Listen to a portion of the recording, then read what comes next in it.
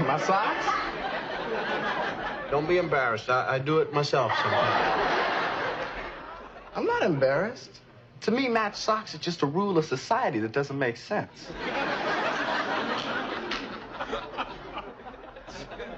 So, you did that on purpose? Absolutely. I never match my socks. You know, I listened to Taylor all through college. What college you go to, sir? Went to Hillman. How about yourself? Any thoughts of college? Well, I've already gotten into Harvard, Vanderbilt, Stanford, and Duke. You go over by him. You've applied to some fine schools. Well, I haven't applied, Dr. Huxtable. They came to me. And what school are you going to choose? I'm not. You see, I'm not going because, frankly, Dr. Huxtable, I don't believe in grades. You too?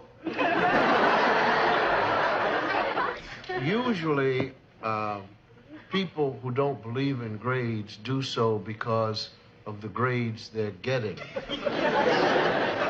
I get all A's. But what is an A? I mean, what does it really mean? Yeah. See, I've been reading Socrates, and he believed that true learning comes from just observing the world. Where can I get that book? You don't read, son. Maybe there's a movie about it. Why don't you go on upstairs and do your homework? But, Dad, what does homework really mean? It could mean a lot of pain if you don't do it. See you, David. Yeah, later. Man, love those socks. Mm-hmm. So, if you're not going to college, then what are you going to do? Well, I thought I'd spend some time just trying to find myself. How much time do you think it will take? Oh, 5 or 10 years? Well, you'll be able to find yourself plus a couple more people, don't you? Dinner is served. Dinner, all right. Dinner. So, how do you like him? I don't know if that's him or not. He hadn't found himself.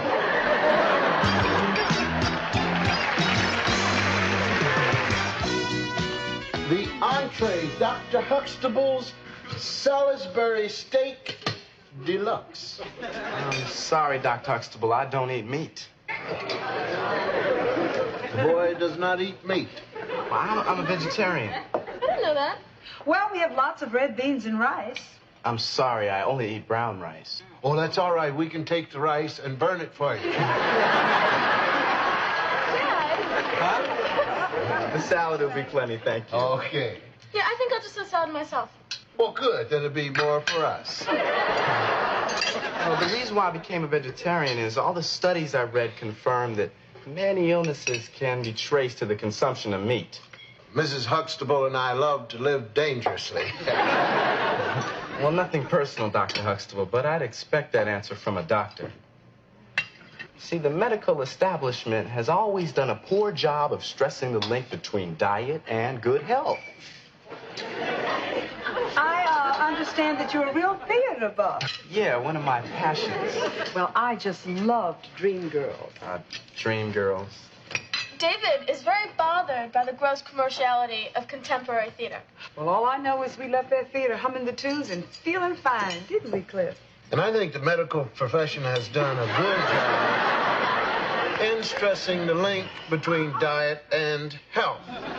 We obviously disagree on that, and probably on a lot of other things about the medical profession. Maybe this isn't the time or the place to discuss them. Nonsense. Now, what's on your mind? Don't you think a lot of doctors overcharge people? For example, how much does it cost for a family to have a baby? Well, it depends on the situation. I've read that doctors charge 4 times the amount a midwife does to do the same job.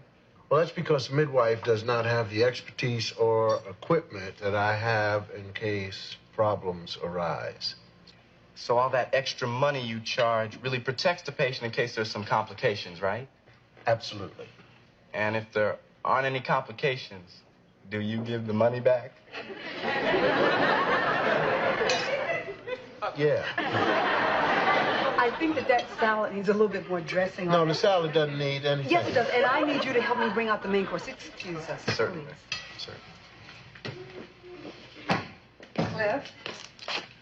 Claire, don't ask me to go back in there. I'm sitting at my dinner table with a kid who cannot find himself, who is going to find fault with me. Come on, Cliff. He wasn't finding fault with you. He was just asking questions because he's an intelligent kid. He's an arrogant Twilight Zone. Come on, Cliff. It's not going to be that much longer. They said they have to leave at 9 to see a movie. You take me back in there, and I warn you, you are dangling raw meat in front of Old Yeller. You see, you can dish it out, but you can't take it. Now, that's the best conversation that dining room has seen in years. I'm going back in there, and you are coming with me, so you just be cool.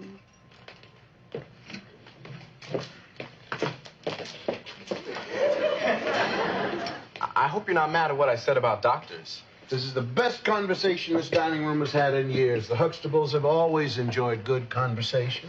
We have? So, what should we talk about now? Politics, poetry, art, I hear you're an attorney, Mrs. Huxtable. the law.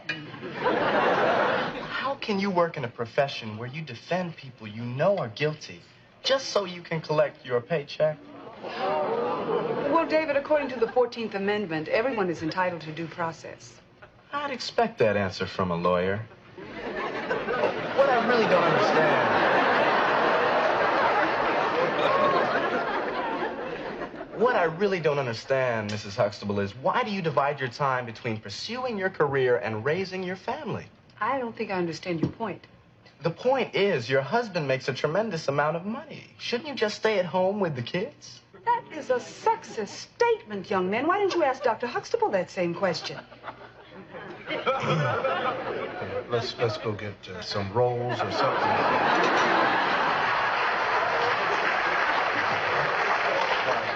Come up with another point. How dare he? Little scraggly-legged pup. Come in here and park his feet underneath my dining room table and tell me that I am not a good mother? Well, dear, he's just an intelligent boy.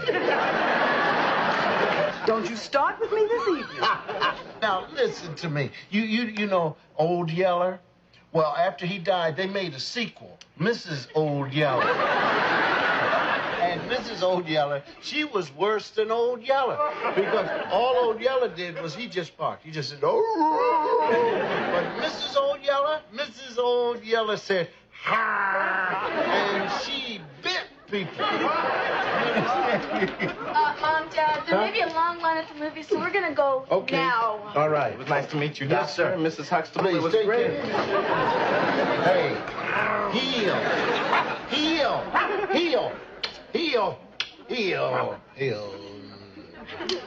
And heel smart. Hi. Hi, how was the movie? Okay. What'd you see? South Dakota. The Western with Rory Calhoun? No, Daddy, this movie was about South Dakota. You know, David is crazy. He comes up with the strangest ideas. David? You mean the wonderful fellow we had dinner with tonight? I don't know what you're talking about. Okay, South Dakota was about this guy who moves down to South Dakota to live off the land. Only has his wife to pull the plow for him. But he wants to farm more acres, so he marries more wives. That's about the fourth wife. David turns to me and says, you know, I could really get into this. I just looked at him and I said, are you serious? He said, yeah, maybe. So we started arguing right there in the movie theater. Daddy, would you ask Mom to pull the plow for you? Yeah. Would you pull it? No. Hello, this is the Huxtable residence. Hey, David, how you doing? Just a minute. I just got... I'll take a look, see if she's here. Huh? Daddy, tell him I'm not home. Tell him that he's rude and he doesn't understand women. Now, first of all, you spend all this time telling me I'm too rough on your friends. Now you're telling me to tell your friend, no, I'm not doing anything. You got something to say to this fella? You tell him. Mom. Your father is right. This is between you and David. Okay, I'll take it up the stairs. David, I think I've located her. Hold the phone just 1 second. Denise! Yeah? Telephone!